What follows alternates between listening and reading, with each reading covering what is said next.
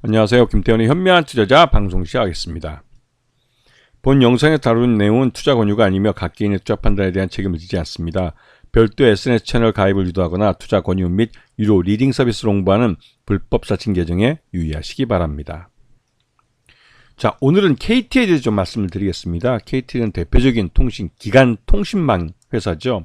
근데 이 회사가 최근 들어서 이 민영화에 확실하게 발을 내디뎠습니다. 이 말뜻은 최대주주가 그동안 어정쩡한 정부 지분, 정부가 최대주주로 있는 그런 회사에서 이제는 확실하게 현대차그룹이 주인으로 올라서는, 그렇게 해서 이제 사업 구조가 이제 확실히 민영화 기업으로, 민영 기업으로 탈바꿈하는 모습을 보였습니다.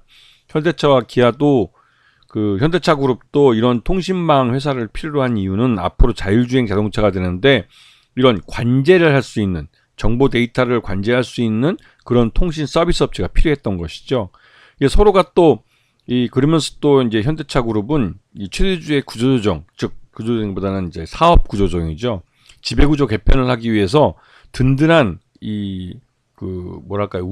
우호주주가 필요했습니다. 그래서 이제 KT와 이 현대차그룹이 서로 주식 수합을 했는데 이게 결국은 KT를 현대차그룹에 넘기는 하나의 이제 기폭제가 돼버린 것이죠. 연결망이 된 겁니다. 그래서 이 서로 우호주주가 되자는 좋은 뜻에서 주식 수합을 했는데 결국은 KT가 이 현대차그룹으로 넘어가는 그러한 모습이 되고 말았습니다.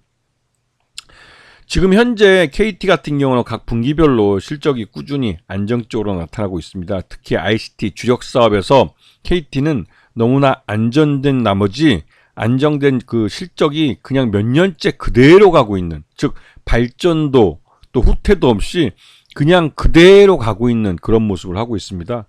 그나마도 이 경기 방어주라고 볼 수 있는 통신 서비스 업체의 전형적인 모습을 보여주고 있죠. 지금 3분기 실적 기준으로 봤을 때 전년 동기 대비해서 거의 비슷하게 지금 실적이 나와주고 있고, 영업이익도 조금 늘어나긴 했지만 거의 비슷하다고 할 수가 있습니다. 단기 순이익도 조금 나아지는 모습을 보이고, 하지만 이렇게 나아지고 있는 모습을 보이는 건 그 사이에 KT가 대규모 구조조정을 단행했기 때문입니다.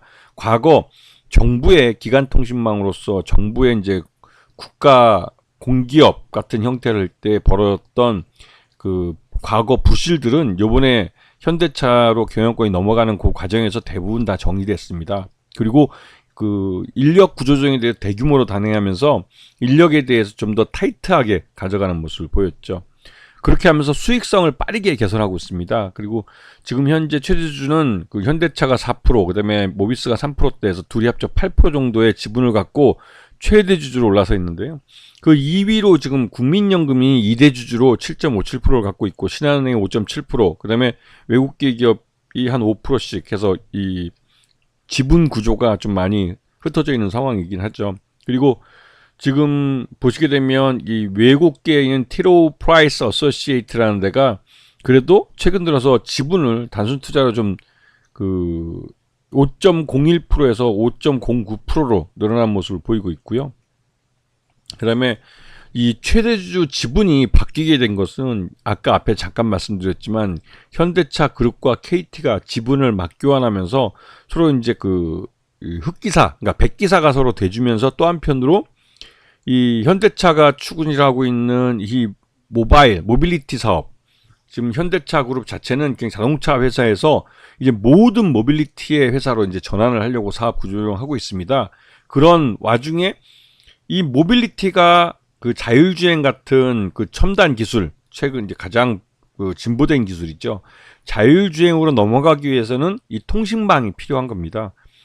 우리가 자율주행 자동차가 그냥 카메라나 이런 걸 갖고 주변에 있는 환경을 파악해서 자기 혼자서 가는 것 같지만 그 안에 인공지능이 자율주행 자동차 안에 포팅되어 있으면서, 또 한편으로 이 도로 교통망, 주변 환경을 항상 감시하고 이거를 정보를 주는 이 가운데 관제를 해주는 통신망이 있습니다. 그 관제센터에서 서로 간의 데이터를 주고받으면서 이 자동차는 안전하게 목적지까지 이동할 수 있는 것이죠.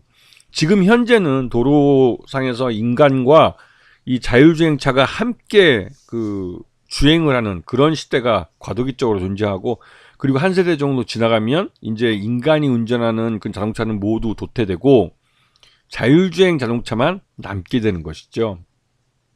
그래서 그럴 경우에는 이제 교통사고 확률은 아주 급격하게 낮아집니다. 왜냐하면 모든 자동차가 서로 간의 데이터를 주고받으면서 또 관제센터가 중간에 이제 이런 자동차 간의 이런 정보들을 조율하면서 교통사고에 대한 위험을 현저하게 낮추는 거죠.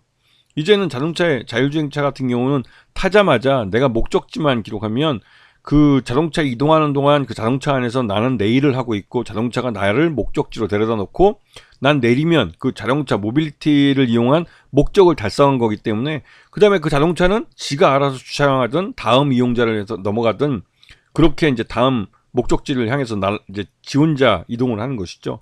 나는 A라는 지역에서 B라는 지역으로 이동하는 목적을 달성했기 때문에 그 자동차에 대해서는 더 이상 뭐 관여할 필요가 없는 것이죠. 그래서 이렇게 되면 자동차를 개인적으로 아니면 가정별로 구매할 필요가 없습니다.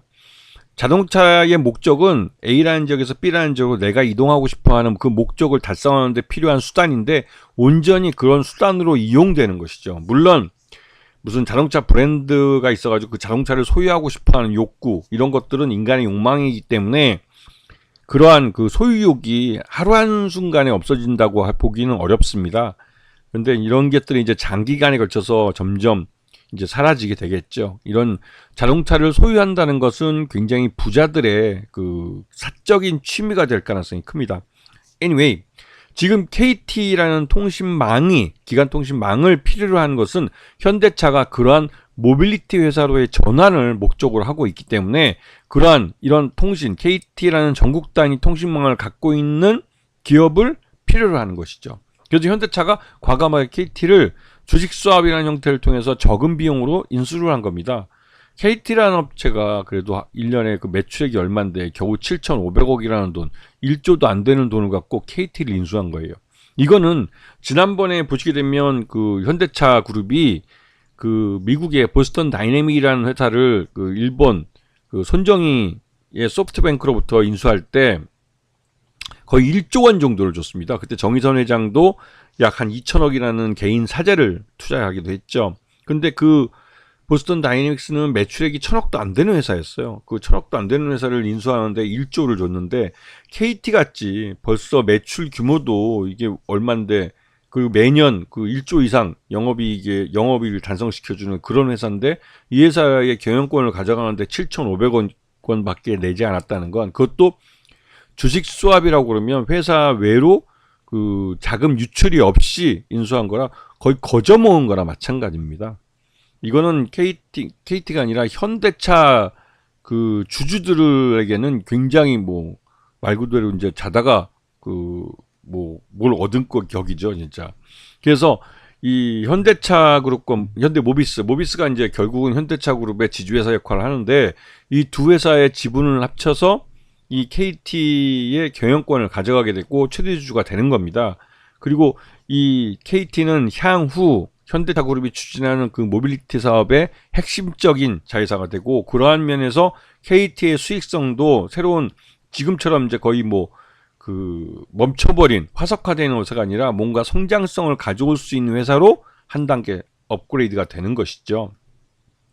그리고 그 과정에서 이제 그 기업이 공기업 형태에서 민영화 되었다고는 하지만 여전히 KT의 그 체질은, KT의 고위급들은 대부분 다 공무원으로 들어왔던, 그래서 공기업의 그 관료 체질이 있는 사람들인데 그런 부분에 대해서 대대적인 구조조정을 하고 이 부분은 또 인력 구조도 타이트하게 가져가면서 민영 기업으로 완전히 탈바꿈하려는 움직임을 지금 현재 대표인 김영섭 대표가 그러한 구조조정을 하고 있는 겁니다. 그래서 지금 기업 가치를 제고한다고 그러고 이 주주배당의 재원을 향후 9천억 원까지 증액을 하겠다는 목표를 제시했고, 거기에 맞춰서 뭐 유휴 부동산이나 비핵심 투자자산들을 유동화해서 이걸 현금화하겠다는 것이죠.